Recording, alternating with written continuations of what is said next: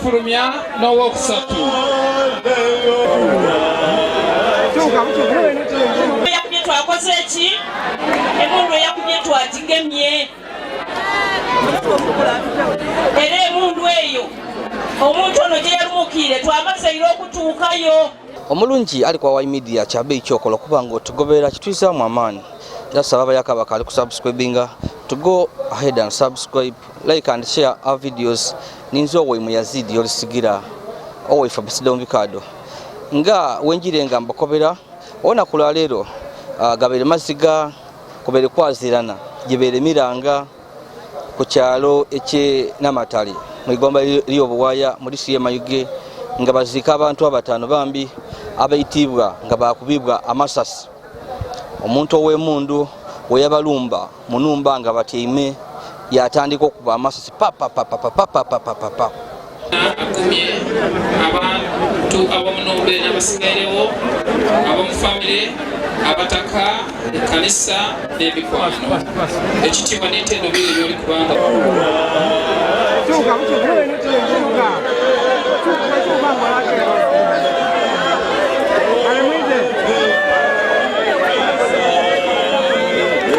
oyo ali kukulobezebwa naye tubeere mugenzi biti Bunyanza.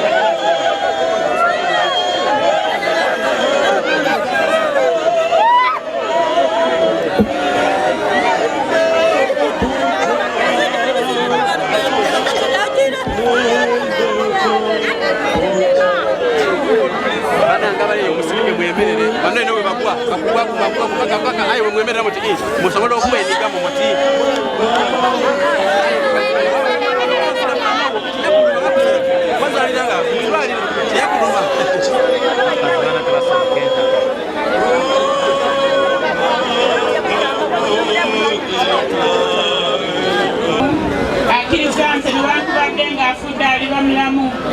na buli mulamu akirizanze talifa emirembe n'emirembe. Manyi ng'omununuzi wange aba mulamu era ayimira ku nsi y'enkomerero era eddiba ly'omubiri gwange bwe limala okuzikizibwa bwe lityo naye mu mubiri gwange ndiraba Katonda gwe ndiraba nze mwene n'amaaso gange gali mutunuulira so si mulala. Tetwaleeta kintu mu nsi kubanga era tetuyinza kujja mu kintu nga we twabalaze nti abantu mwena n'abakubibwa amasasi.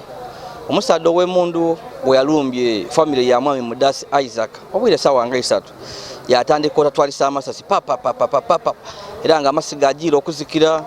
nga abantu balana abafiirewo nga nisemaka mwene Mudasi Ronald Mudasi Isaac tiyaluwonya wabula oluvannyuma nga eri abandi batano batwalibwa mu idwaliro twafunye amawulire amabi ng'omuntu ow'okutaano era nga nono omwana omuto ow'emyaka nga 2 kitiibwa Isaac yena nga tiyasobwaire kuwona kuba batukobera nti ono bamukuba amasasi gamuyuza n'ebyenda omwana ow'emyaka 2 era nga twabalaze nti poliisi yayambye ku famire yayize emirambo gino yagibagemya.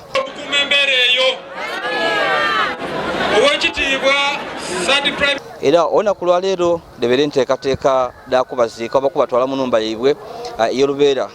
Embeera tebeire ennungi okuviirala ku nkyo nga wetuukire wano nga abantu bali kusima amagombe entaana 5 ebiina 5 mu maka malala. Oh my God, nga n'omulyago omukulu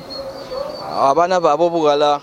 n'omwana omuto w'emyaka 2. Nekyentagine wano kitukanze ino naife abatuuze awamu n'abataka b'ekyalo kino kuba guyinza oba n'omulundi ogusooka ebintu bino tube tubiwuliranga luuyi ate ekituuse naye waife tutiire ino nekya mukama wange. Ekisinze kunkanga n'okubona nti tuliziika abantu 5 olunaku lulala ekyo mukama wange. Tubona akasooka tubaawo ku mbeera gyetubwaine eriwo era kirwana twanisaba nti gavumenti yandibeere tutaasa wa butaasa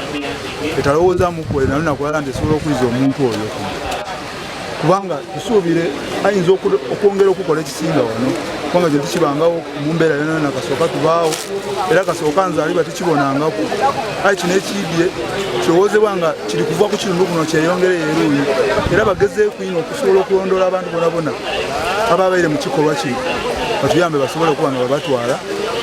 kati twasobola okuyitaikiranaku naba tutegeere nti bamaze okubatwala aye embeera eriwo amaka bagalese mu ntayo ezirayamba abaana basigairewo bazira buyambi bonabona era bagezeeku ino batuyambe nti batayambeku abaana kubanga abaana basigairewo kuzira mwasirizi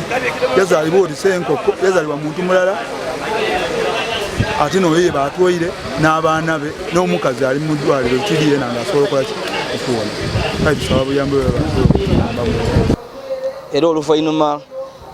emirambo gitoolebwayo mu nnumba gyaleetebwa mu lujjudde wabula nga embeera eba eti nnungi gabeere mazzi gakwazirana oluvannyuma olw'abantu abakungubazi okulinga ku bantu bano nga babona babayanze awo mu lujjudde nga bambi bafu abantu babaire nga bawayanga nabo abantu babaire nga badigidanga nabo wabula ku lumbe luno RDC owe Mayuge omwami Elijah Madoyi yategeeza abakungubazi nti omutemu mwene akobe okubanga niyabaire n'emundu eyakuba abantu omwenda amasasi bamazira okumugema nga gavumenti ekintu kino bwe kyabeerawo security yatwala obuvunaanyizibwa tulina abasuspect babiri e Mayuge ku poliisi because abaliza abala abaze tebamanyi tulina okubagamba bakoleki n'omuntu mwenyine gwe tuyita nti key suspect omusirikale waffe muwambe era saawa yonna tusaba ebintu ebiri kutambula bubi saawa yonna tusuubira nti ng'embeera bwetambula bayinza okumukomyawo mu unit omusango n'aguwoleza magamaga ewaffe era singa kizuulika ng'amateeka ga UPDF wegali bw'oba osa omuntu omusango ne gukusinga bakuzaayo ne bakuzira wenyine wawaatiraki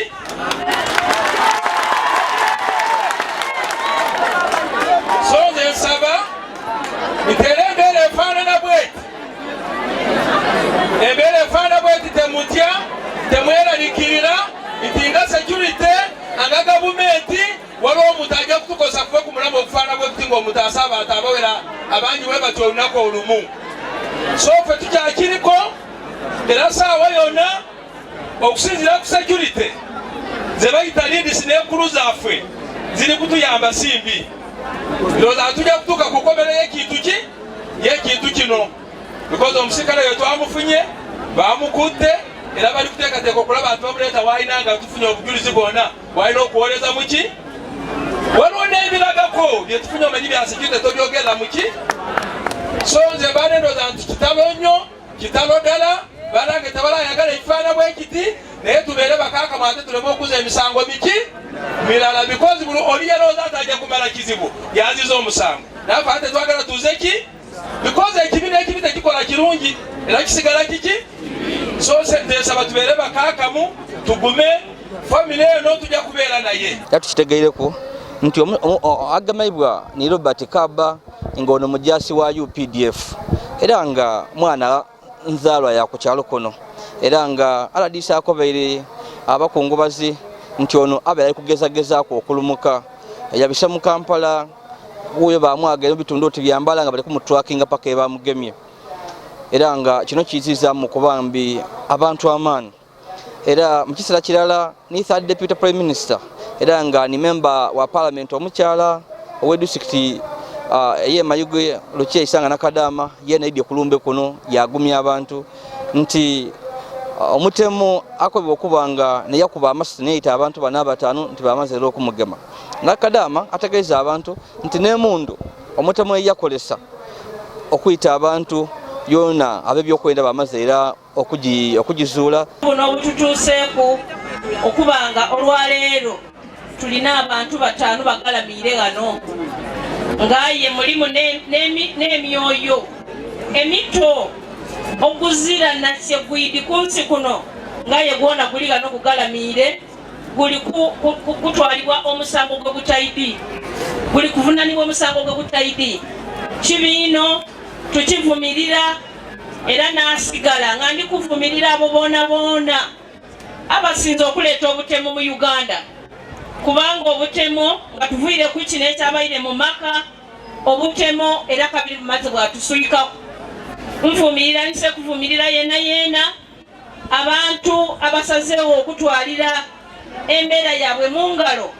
Baba nga ali kwagana owa bodaboda yamwagana eyo mu njira yamukoba ati ntwalaku, yavaawo yamutematema yamutoola ku bodaboda yaja nayo. Yayagana omutwali mukoba ati ndigulira nkole ku kintu gundi, iwe olowooza oti oli kuyamba, aye nga mutemu nali kwekwekamu. Bano bali ndi conflict daabwe ne babalina dowaka, ole yalowooza ati bwenja nemaliriza obulamu bwabwe nze nda kufuna ekyo kye ndi kulwanira. Aye nga kweri ali kusuubira nga ajja kifuna, kubanga toyinza kumala kukola bino byona n'osuubira nti ojja kuba mirembe. Omusaayi gw'omuntu ti kintu kyangu ino. Nenda kutwala omukisa guno okwebaza mwena omwatuwalira report egemagana n'ensonga eno. Mwatukobera obuzibu obugwirewo mu bwangu ino. Security yaife yasitukira mu mangu, the RDC, the DISO, DPC n'abasigayirewo boona babanga bali kutambula ku nsonga eno okubona nti abantu bano abatuusizaako obuzibu buno bagemebwa mu mikono. Nenda kubagumya nti olw'okubanga gabaliwo okukolera alala nga tiimu, abantu twabagemi era tulinabo. Ekintu kino kijja kutuwa amaanyi era kijja kutuwa obuvumu okubona nti abantu bano kasita babanga batuuse mu ssaawa ey'okuba nti omusango baliko batigumugwire bakuba batigumuyise muivu mukivu guguyise mu kigere bamwize ku kyalo kuno babenga balina bamukolera ku wano amateeka bwe galagira, kubanga toyinza kuyita bano boona nga n'abandi bakapootezere mu idwaliro iwe nolowooza kulya butaala. Ekintu ekyo ti kirungi, kibiino emirundi 10. Yakubye twakoze eki, emundu eyakubye twagigemye. Era emundu eyo omuntu ono gye yalumukiire twamazeire okutuukayo, yamuuseira Kiyira, yabuuka Kampala, yeeyongerayo ng'alowooza ati mu baalimu tetulida akola ki, tetulida kumutuukako. Aye byona byantu amikoze eki twamazeire okubigema. So nenda kubakoba nti security yaife under His Excellency Yoweri Kaguta Museveni erikola obutaweera okubona nti abantu abo abali tubisa obubi, abali kubanga bafutyanka emitima gy'abantu bali kubakolako nga tuli kukaja mu maiso. Ekintu ekiri wano tukaali kwira kukibonaku nga kiri mu maka malala gonka. Omuntu ayakeire kuncho nakola ekintu kino tuzira tetusobola kumukolera kuba ye yakoze ekisembayo. Buli lwokola ekisembayo abantu balemerwa okujajinga kije kikusaana, kuba ye natwandikobye nti ekimusaanira yena kufa, aye wobonanga n'okufa ye yakibwene nga kitono. Ekikolwa kino twongera okivumirira era nakoba ssebo abakuumi ab'eidembe era ni right honorable nti abantu abayingira mu magye oba abayingira mu security forces bebatandika okukebera babeekebedde nga babakubayingiza mu forces dino nga bali kujja okumugemya emundu. Ndowooza bakeberenga kwa muntu oyo ni story y'enuma eyo eyava, kubanga eri abantu abatabuka obwongo nga bali bato bakula mu myaka gagati awo eira luli ayinamu wabonanga omuntu ng'asitwire emundu aye nga yafaira kena akantu akatono kati kamuniiza kugema twiga kuyita. Aye ng'ekigendererwa lwaki omuntu bamuga emundu bamuga kukuuma abantu na bintu bye, birano b'okuuma ye babanga bino byokola. Ndowooza abantu bonabona kyetaagisa ekintu kino libe isomo. Abavubuka omuli eyo mwenda ino okujoininga forces aye mulingirire ku bakaire baife ababairemu n'isitole yaibwe abatuuka n'okuwuumula aye nga tagemanga kutwiga kuyita muntu birano ewoida mu maka ag'abantu abatebenkeire abatali violent twabaire oli kulwana kwetaasa n'okola ekintu ekifaana kiti tetusobola kukolera kubanga Mwenyezi Mungu mwene n'omulamuzi asembayo nti abantu twongere okusaba ino buli muntu mu idiini lyalimu aire eri Katonda twire mu buntu bulamu kubanga olwaleero famire eviirewo olwaleero ezira wootandikira kusaasira famire eno tuli bagumu era famire eno ngumu olw'okuba muliwo tuli kujja kumala okuziika buli omu ali kujja wuwe kubirizaamu weeteemu ekifaanani ng'ekintu kino kiri mu nnumba yo nga niiwe osigairewo ku famire yo yebakutwaireko abantu abataano kibiino tukivumirira ng'abakulembeze ba disitulikiti ng'abakulembeze mu disitulikiti ekikolwa kino maama lwa biokrasi na protocol procedures edibisibwangamu omuntu w'ekikula kino tiyetaagisa kwita aye yetaagisa kumulekeza kuweera kubanga awooba tomwise maama twidi aladiisa atuwaire obuvumu nti amateeka galiwo bagemeire abantu bano era babagemye ate we babita mu security nti omuntu oyo batera okwida okumudisipuliningira wakoleire singa nga kooti ebyo emaze okumusalira maama obudulizi bwonna bwonna obuliwo abantu baikiriza okuboneka nti bavaayo okudulira bategemya ku luno security oba mubajazi nti wazira budulizi bukola ki bumala maama kiyida kuyizaamu abantu b'ebikolwa ebi byabasikaireyo babonere ku muntu oyo nti security yeene yagemye omuntu ono yamuwa discipline era omuntu oyo abe kyokuboneraku kubye ekiseera kyona kyona kinaba kituuse omutemu ono baidda kumuleeta eno yeyeerisira emisango bambi atandiike okuwa enemba n'emisango gye wabula nga embeera ebeere y'amaziga embeera ebeere yakwazirana nga abataka bakoba nti kino babe tubakibonangako gwona omulundi ogusooka ku kyalo kino ekyenamatale okubonakuku nga baziika abantu mulundi mulala abantu bataano omuli baba omuli abaana nga muli muno w'emyaka 2 so biti ebijire tiri kujja kuswika n'abakali ku subscribe, please go ahead and subscribe, like and share our videos.